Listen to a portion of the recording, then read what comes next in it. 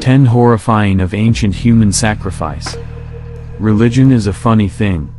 Because few gods, nowadays at least, actually appear to us in our daily lives, it can be hard to interpret what they want. For most of human history, the best way to please the gods was to offer up valuable objects to them. These could be costly jewels, golden objects, or animals.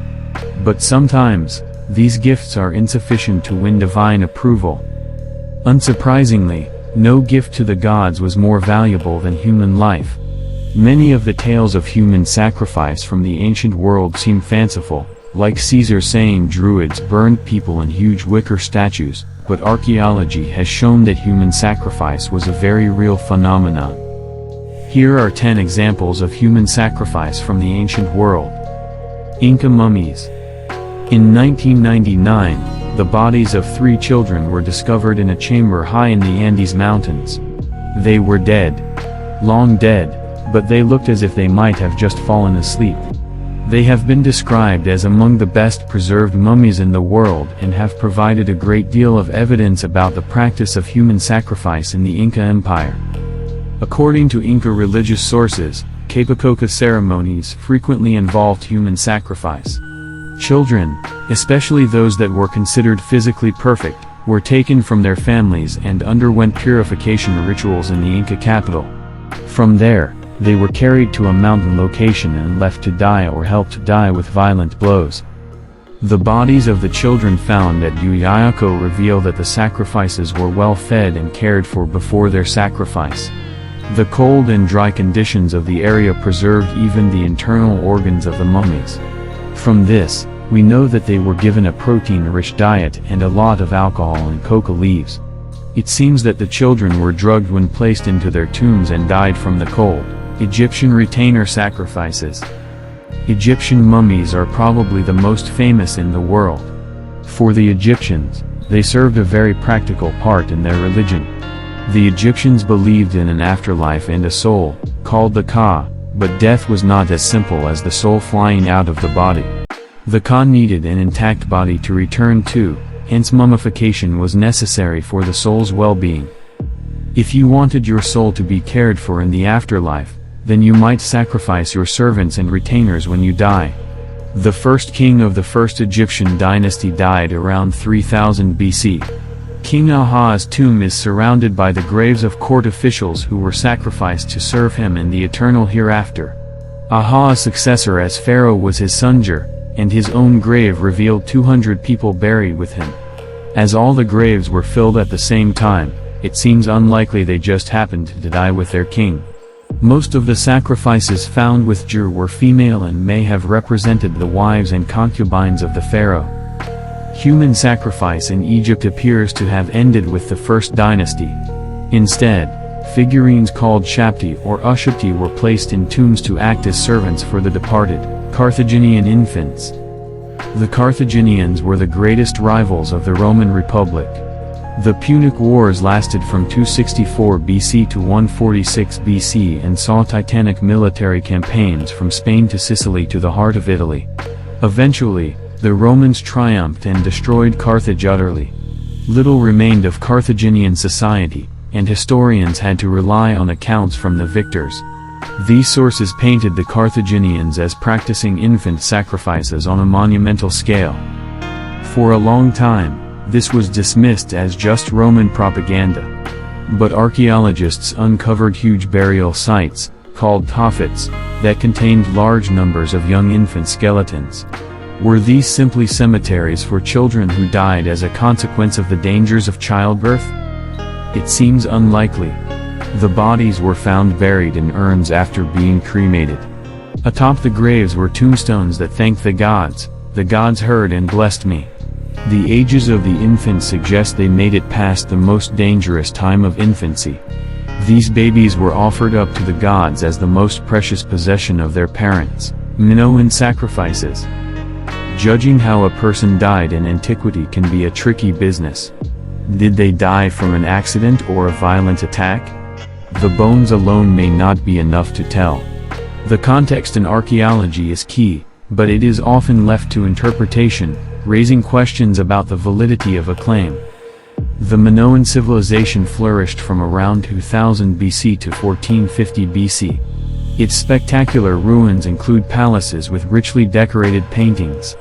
There was little evidence of human sacrifice there until a discovery at Philia. 3 bodies were discovered in the ruins of a temple, seemingly as if they were crushed suddenly during an earthquake. One was of a young man who looked as if he died on a large stone, which some interpreted as an altar. His feet were bound. A bronze dagger was found among his bones.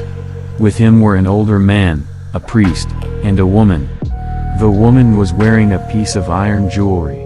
As this was before the Iron Age, the iron must have been found, probably from a meteorite. Not all archaeologists agree with the reading of the finds at this site, but human sacrifice remains a clear possibility. Ancient Chinese human sacrifice. From a very unlikely source, we know a great deal about ancient Chinese rituals in the Shang dynasty, 1600 to 1046 BC. Thousands and thousands of oracle bones have been recovered from Chinese sites. These consist of bones and turtle shells with a question inscribed on them. These were then exposed to heat, and how the bones cracked revealed the answer to the question. In one case, a fragment of a human skull was used in this way for divination, which may suggest a human sacrifice. But the texts preserved on the bones also describe human sacrifices. One bone has shall 1,000 cattle and 1,000 humans be sacrificed? Written on it. Another records how 9,000 people were sacrificed. 2 main types of human sacrifice emerge from the oracle bones. One is the mass execution of servants and slaves when a ruler dies, and they are forced, or volunteer, to accompany him in death. The other involves prisoners of war being sacrificed to satisfy the gods and bring about the end of the famine. Ur sacrifices. Ur was once a major city in Mesopotamia. It flourished in the 3rd millennium BC and was home to a vast ziggurat temple dedicated to the god Nana. The royal cemeteries of Ur produced some of the richest finds in 20th century archaeology. Gold, ivory, and lapis lazuli artifacts revealed the prosperity of the city. The graves also showed evidence of human sacrifice. At the grave of Queen Pabi, there were 52 bodies buried alongside the queen. These were probably attendants the queen was thought to need at her death. Examination of sacrificed people at Ur shows that their bodies were heated and treated with mercury vapors in an attempt to preserve them. When they were discovered, it was thought they might have been poisoned before being placed in the tomb. Recent reconstructions of the skulls of sacrificial victims, however, reveal that holes had been punched into the brain while they were still alive. It seems a sharp stake or pike has been used to dispatch the victims. Germany's Stonehenge. At Pommelten, Germany, there was once a site of great significance to the ancient people who lived there. 7 large concentric banks of earth were constructed, and large wooden posts were sunk into the ground. The entranceways were designed to align with the rising of the sun on certain days of the year. From 2300 BC, the site was well tended, but by 2050 BC, the site was abandoned. The wooden posts were burned, and the ashes were buried in the holes they left.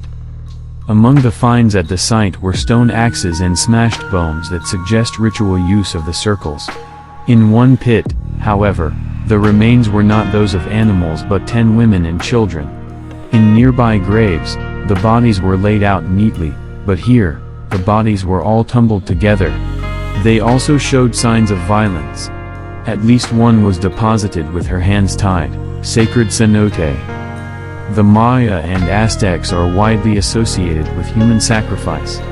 The Aztec pyramids would run red with blood as victims were executed by having their hearts cut out and their bodies rolled down the steps. But there were other methods of sacrifice used. In Mexico, cenotes, and sinkholes in limestone, were important sources of water. These underground pools have an eerie yet beautiful quality, becoming important sites of religious significance. Archaeologists who have searched them have found jewels, statues, and ceramics that were ritually deposited in the water. They have also found large numbers of human remains. Diego de Landa, the Catholic Archbishop of Yucatan in the 17th century, claimed to have witnessed live victims being thrown into the cenote. Studies of the bodies recovered, however, suggest that some were already dead before being offered to the cenote. Bronze Age Turkey. At Basırhoyuk in southeast Turkey, a stone-lined tomb was found dating from around 3000 BC that seems to tell a strange story of human sacrifice. Inside the tomb were the bones of one adult and 2 children. At their feet, in a separate chamber, were the remains of 8 young people. Understanding the relationship between these individuals is complex. Those inside the tomb were buried without much in the way of grave goods or ornamentation. Those outsides were dressed in heavily beaded and decorated fabrics. At least one large bronze pin was found on at least one of those outside the tomb. At least 2 of the bodies show signs of being killed by sharp objects, with signs on the bones of stabbing and slashing. If they were sacrificed, it was not a dainty ritual. Current theories suggest that this is a case of retainer sacrifice. The victims were servants. The fact that they were expensively dressed increased their value as victims for those inside the tomb. Bog bodies. Bog bodies are a type of accidental mummy. Because the bodies were deposited in oxygen-poor bogs, they did not rot, and chemicals in the water helped to preserve their skin. They have been found across Europe. Sometimes they are so well preserved that police are called because they look like modern murder victims, and many of them did suffer violent deaths. Many have been found with the implements of their death on them. One, called Toland Man, still had the plaited rope of animal hide that had been used to strangle him around his neck. Others were choked with woolen cords. Because of the high level of preservation, it is possible to reconstruct the rich meals they had before their death. These were not poorly treated victims. Some of the bog bodies were pinned down with sticks to stop them from floating back to the surface. We know that many bog bodies were high-status individuals because of the costly items found with them. Some interpret the bog bodies, especially in Ireland, as being those of kings who were sacrificed by their people. The king was imbued with supreme power, and, when things went wrong for the people, there was only one person to blame. One Irish bog body had the nipples cut off. As sucking the king's nipple was a sign of submission, removing the nipples removed the kingship from the victim.